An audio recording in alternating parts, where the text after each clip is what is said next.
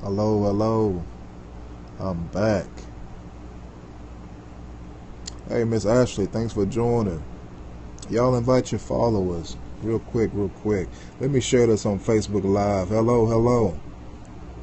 The Lord really He kind of permitted me to do this scope.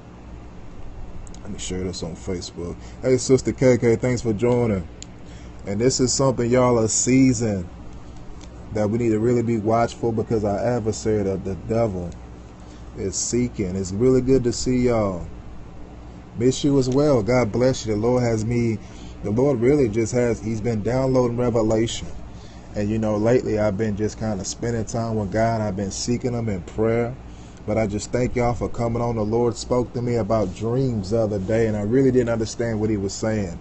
But last night I really got the understanding of full revelation of why God wanted me to speak on dreams and visions. Wasn't going to be on long, but I just wanted to share this. I kind of made notes today so I didn't miss it. I thank y'all for coming on. I love y'all. Always praying for y'all as well. But what I want to talk about today, y'all, is dreams and visions. As we know, this is why you got to pay full attention to your dreams, because for one, God speaks in dreams. For two, God's showing a lot of signs. God will show you numbers. God will show you colors. And God will give you a glimpse of things, what's coming up on you, coming up in your future, what you need to be aware in.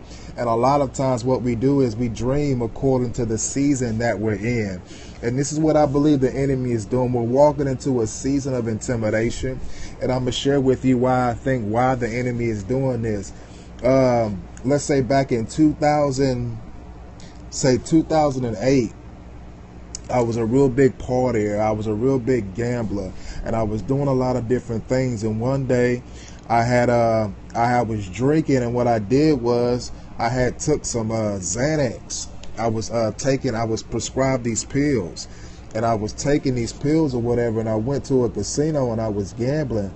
Well, what I did was I got into some trouble, and I was losing money, and I was getting angry, and I kept gambling. I would win, then I'd lose, and I'd win and I would lose, but I was getting real frustrated. So what I did was I decided I was gonna steal.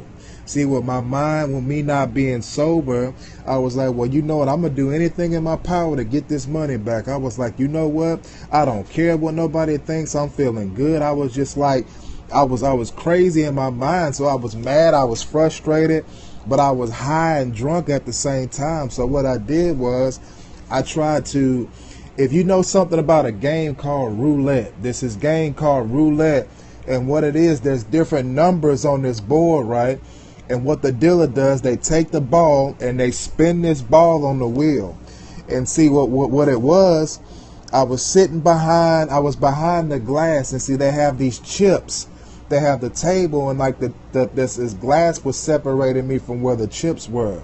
So what I did was I waited for the dealer to turn his back, and I reached over the glass to grab some chips. But watch this now. This is crazy.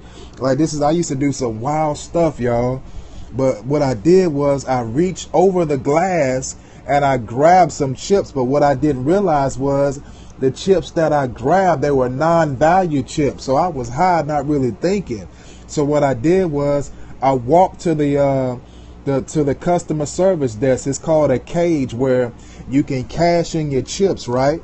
And what I did was I walked to the desk and tried to cash them out, and then they were like, where'd you get these? I'm like, well, I got them from the table, and I had lied and said, well, I had won and they gave me some chips or whatever. They were like, well, these are non-value chips.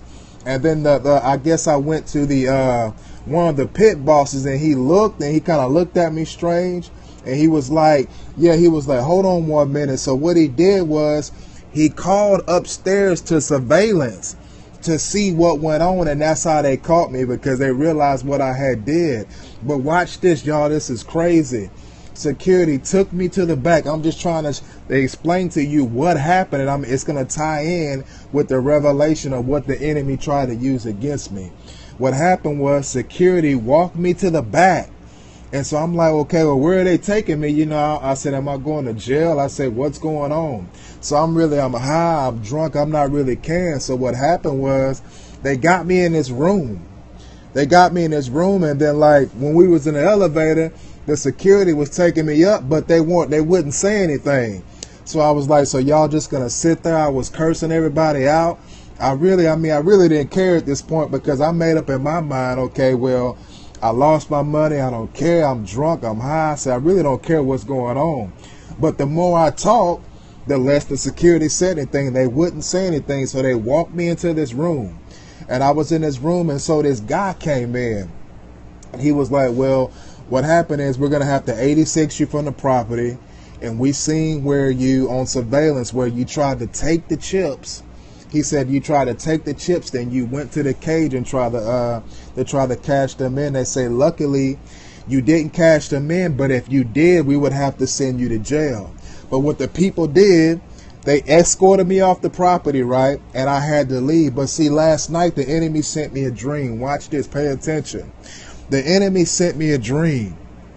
I was on that same property, and the reason why, see, what he does is the enemy likes to try to remind you of your past. He's going to use dreams. He'll even show up in visions.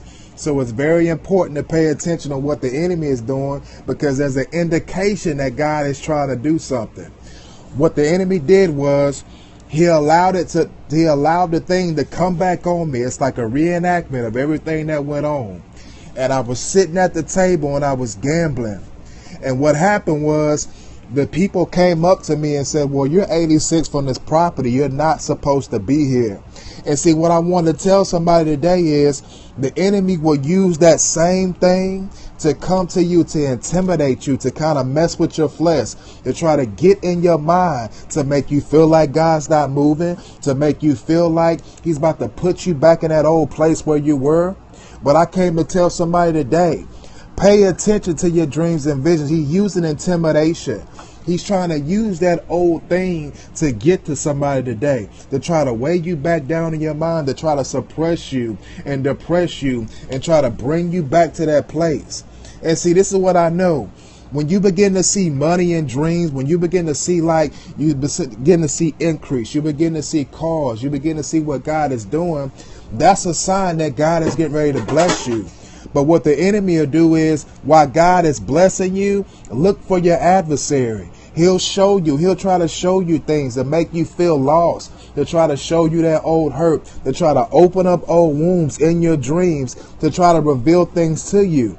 And see, this is something I noticed what he does. This is a season of intimidation. This is where people, they're feeling perplexed. This spirit of anxiety is moving in. The spirit of fear is moving in. And what the enemy will do is he'll show up. He'll bring you deceased family members in your dreams. He'll bring back old habits. He'll try to get you to connect with old people. This is what the enemy will do. He'll begin to show you things, and he'll begin to try to get you to backslide and go backwards. But I wanted to share this because the enemy, what he does is he likes to take a lot of us back to that place. He likes to take you back to that place where you felt that hurt. See, the enemy, what he does is he tries to get your mind. If he can get your mind to think on what you came out of, see, he has you. See, the craziest thing is to have your mind stuck in a trial that you came out of. But I came to tell somebody today, it's time to rebuke them nightmare spirits. It's time to tell the enemy to get back behind, because what God is going to do is God is going to begin to loose you. And see, God's going to begin to give you insight on strategy, how to defeat the enemy, how to overcome those old wounds, how to be free even through your dreams. Because the enemy, he'll show up in many different ways.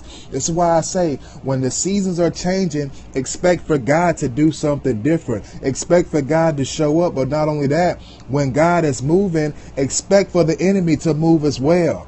This is why he's sending intimidation, because he don't want you to go forward in the things of God. He doesn't want you to move forward and being blessed. He doesn't want you to see increase. He don't want you to really walk into the manifestation of God. So what the enemy is going to do, he's going to throw everything. He's going to throw everything from you, from your past to everything to try to stop you from getting to where you're going in God. And this is something that God began to show me. The enemy is going to begin to show up in many different ways, even on your jobs, even in your homes, just to try to distract you from getting to where you're going.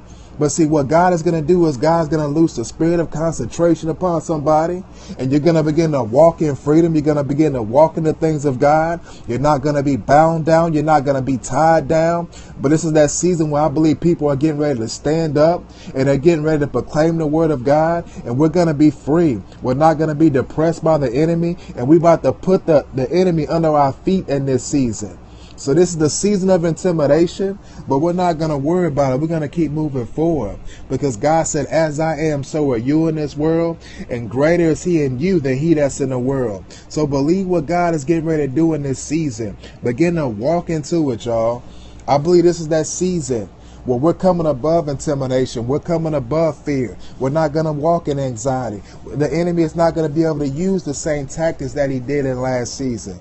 So this is that season. Look up to what God is getting ready to do, y'all. But pay attention to detail with dreams and vision, because God is getting ready to speak to somebody. God's going to place a seer anointing on his people.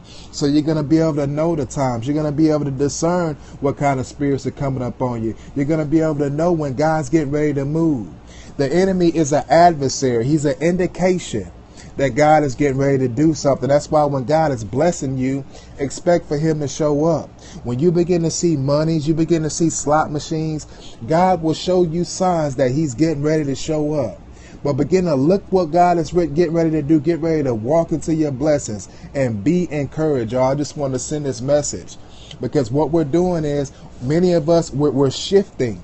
We're shifting now. Your anointing is shifting. You're getting closer and closer to God, and you're getting closer and closer to your breakthrough. But y'all be blessed, be encouraged. Love y'all.